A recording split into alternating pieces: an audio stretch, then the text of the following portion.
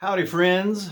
Welcome into the No Booze Reviews room, where you'll typically find me and Paper Mache Pig hard at work reviewing non-alcoholic beverages so that you can know what's good and what's not so good. But today, me and the notorious PIG are just kind of hanging out, and thought I'd take a couple of minutes here and explore the question, why? Why on earth would I bother doing reviews of non-alcoholic beverages, and why do I think you should care about them, and why do I think you should cut out alcohol? Why did I start this channel, and why is it called Better Tomorrow? What does it mean to feel better tomorrow? Um, those of you who have seen any of my videos are already aware it is amateur hour, and so I jotted down a few notes on note cards here because my interns couldn't get the teleprompter fixed in time. Hard to find good help these days. But I know I have a tendency to ramble on, so I thought maybe these would help me out, but I dropped them the other day. I was too lazy to put them back in order, so it's probably going to be all over the place anyway. But, I have logorrhea and the attention span. What? A dadgum bird almost flew right into my window. Anyway, yeah, so it's a bad combo, but bear with me. And hey, disclaimer, before I get started here, I know this is probably going to be real corny in spots, and so apologies in advance. So if you want to not get too deep into the corn, then you might want to hit stop and move on right now. But I hope you'll stick it out and bear with me a little bit. Thank you, first of all, to everybody who has tuned in. Man, I really appreciate it.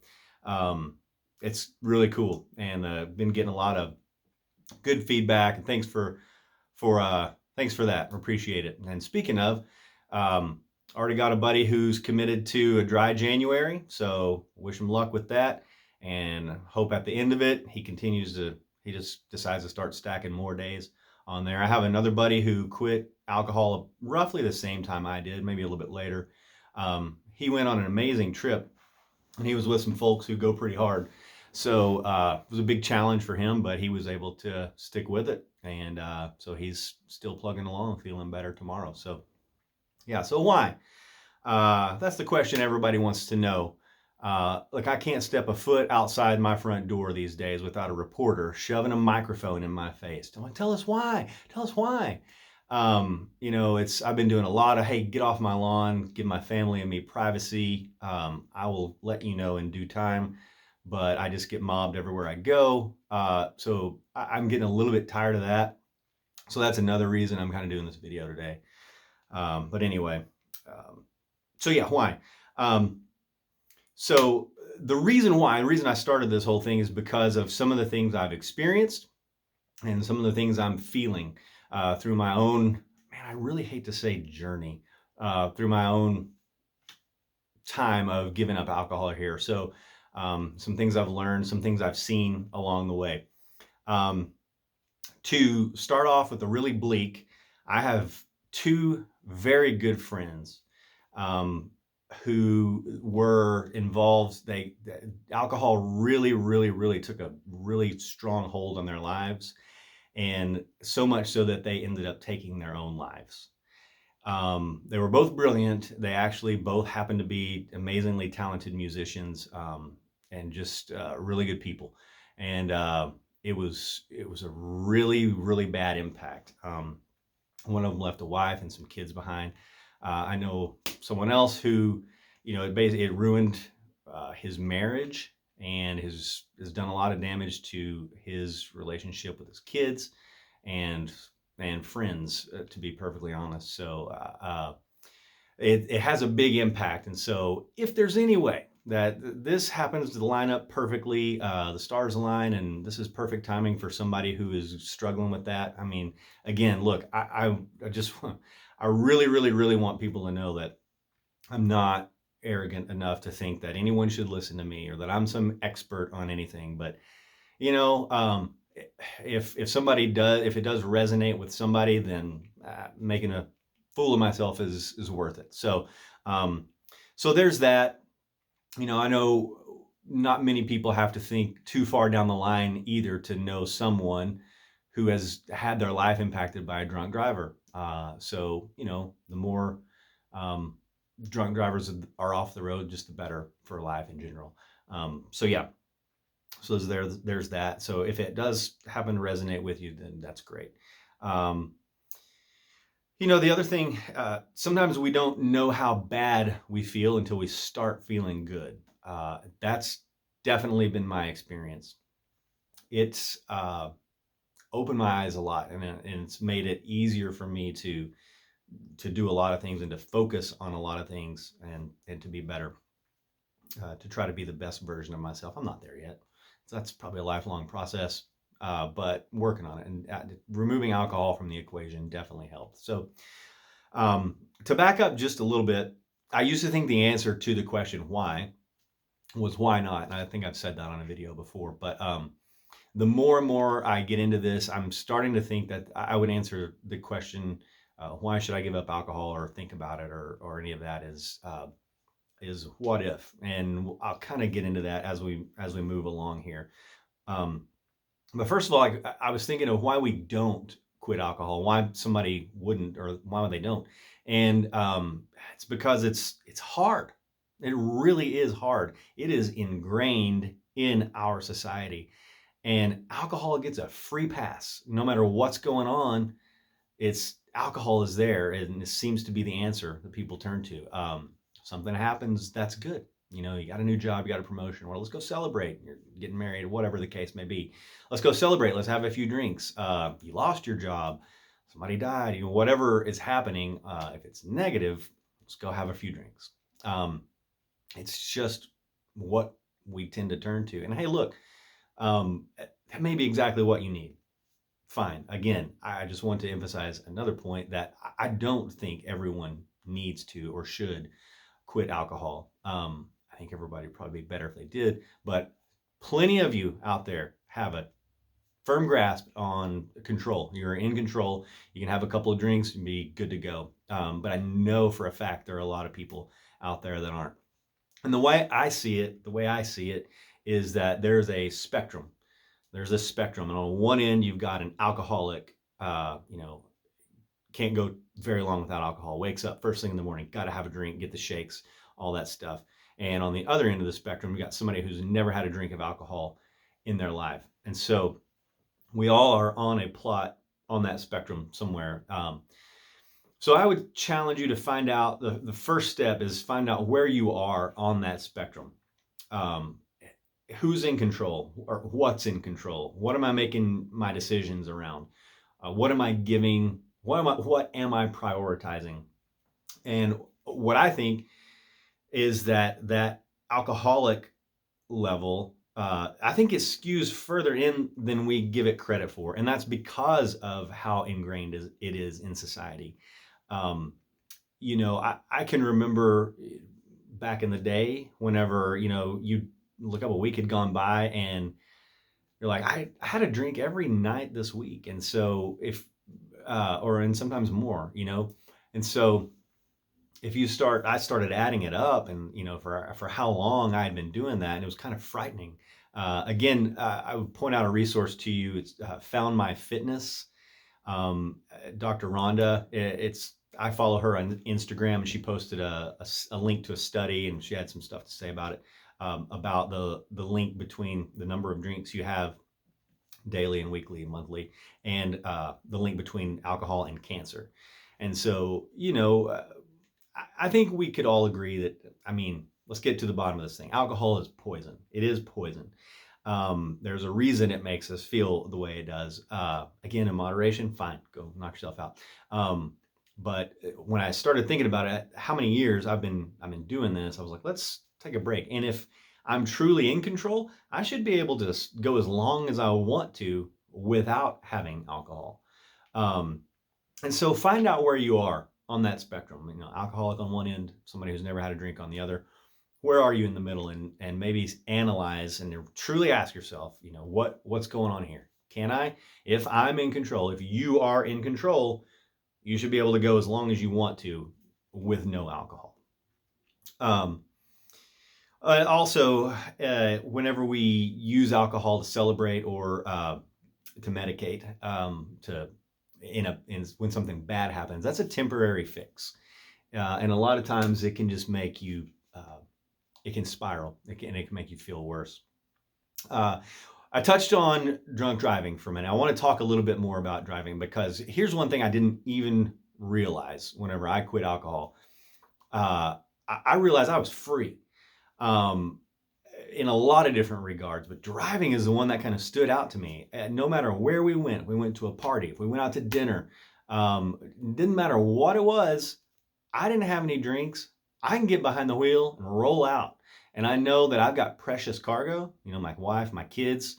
And I know that at least for me doing my part, telling what's going on with the other drivers, but at least for my part, I was in control and I didn't have to think about anything. And that was wonderful. So I know that when we're drinking, hold on a second. So I told you, so that also helped me realize that, when I first started without alcohol, I was like, oh, I can't have alcohol. I'm not gonna be able to have it. I was really denying myself this pleasure. But then when I started thinking about all these things, this total freedom that I was experiencing, I was like, oh, okay, hold on. I'm getting to experience all these other things, this total freedom. It's not just me denying myself. I had cut out that negative view that I kind of had with blinders on and realized everything else that was going on. So, so I know a lot of us, when we're drinking, if you've been doing it for a while, you know your limit. You know that, I'm okay. I know that I'm okay. But if I have one more, whatever, whether that's true or not, I know that that's the way the brain works whenever we're drinking. And uh, I'm curious to know how many of your limits are actually below the legal limit. Probably none of them. Um, and I know this is kind of fuddy-duddy stuff, but it can be deadly serious, as you know. So, what would be the impact of a DWI or a DUI, or even worse, a wreck or something like that? Can you afford it financially, physically, mentally, spiritually, whatever? Um, in any of those cases, or all of them, is it worth it? Um, Again, experience that. Highly recommend experiencing the total freedom of not having to worry about that. Say you got a tail light out and you've had one too many, that's bad news. So, yeah. Let's see here. So, yeah, that was a big deal for me, just knowing I could get my family taken care of. All right.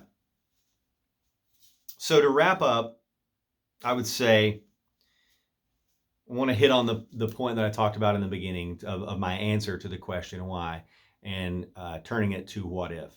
So what if you do stop drinking alcohol? What if you cut it out? What if you do start moving towards being the best version of yourself? Told you it was going to be corny. But seriously, what if? What if you don't have a drink today? What if you don't have a drink tomorrow, for a week, for a month, for a year, for 2 years, 3, 4, whatever? What if? What sort of impact would it have on your life? What if you start being a better listener? What if you start being a better spouse, a better parent? What if you start being a better employee? Again, sometimes we don't know that we feel bad because it's just the norm until we start feeling good. What if you do start feeling better? What if it is easier for you to lose weight, get healthy, explore something that you've never explored, learn something that you've never learned, obviously. But there are plenty of things out there that you will have the freedom to explore once you remove the alcohol. Or what if your words start working? What if your brain starts cranking a little better? What if you fail? What if you fail? I know probably a lot of people would say, well, don't think about that because then it will lead to failure. But hey, I'd say it's better to have a plan. What if you fall off the wagon? Look, failure is part of it, and it's not failure that is the big deal. It's how you deal with it. I know, so one of the friends that I mentioned in the very beginning that took his own life, I know a big thing for him, I know he was in and out of rehab a few times and he would go without alcohol, and then he would slip up and have some drinks and end up back in his old routine. And he was guilt ridden. It tore him up. He felt like a failure. And so I think that was ultimately that spiral kind of what led to his demise. So um, I say drive yourself hard, push hard in everything you do, in fitness and diet and discipline. Push yourself hard, but forgive yourself. You got to forgive yourself and move on. It's all about how you deal with that adversity, how you deal with the failure. You're going to throw your hands up and just go back to the old way, or you're going to say, oh, messed up now, let's look forward. Let's look forward, and I want to get back up on the horse and get going again. Which brings me to another thought. A lot of these, when we're making these big decisions, whether it's diet, exercise, giving something up, a New Year's resolution, a goal, whatever it is, we often will seek motivation. I would highly discourage you from doing that, because motivation is fleeting. You cannot live on the mountaintop. I'm all for getting fired up, getting pumped up to get something going, but that will not last. It absolutely will not last. And then what are you left with? Disappointment, discouragement, and you're back on that roller coaster. So Jocko Willink, the former Navy SEAL, said it best, I think, and he has a book called Discipline Equals Freedom. And I know we don't want to hear this kind of stuff because it makes it seem hard, but discipline does equal freedom. If you make it your habit, or just the way it is, like I don't drink, or I'm not drinking today, I want to feel better tomorrow. That's way more reliable than trying to get all fired up. And because when that starts to wane and the beers are there, or the drinks are there, you're not going to have motivation there to push you and to hold you accountable, because it's so fleeting. So just remember that.